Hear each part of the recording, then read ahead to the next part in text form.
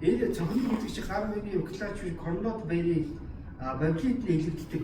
Тэр баблит нэлэгдсэн баблитэн дээр уклаач нэр корнод баяр гэдэг англи. Тэрээр трайтмент гэдэг англи гэж байна. Тэрийг силикон гар мөрний уклаач болгож үсгэж тэр гэл мэлийн уулзаад дараагийн тосмааслаа моторо чимүү авах болцооны болцоо амьдралын төвшөнтэй мөнгө олох тэр болцоог олгоод нэг тодорхой хэмжээ насжилт өгч байгаа байхгүй мэдээ шинэ болохгүй төмөр ургуулахгүй тэгээд энэ коуч гацааг цэвэрлчихэж байгаа.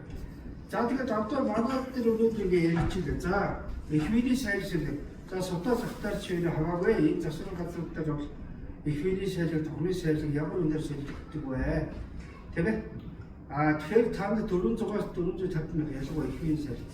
Тэгэхээр энэ 35 мянган тос гоож зогсоорчиг хийгээд эхвэний сайжрал ерөөсө задлахгүйгээр тэр өөр нь оргины сайжралыг сэргийгээд хамгаалчих юм.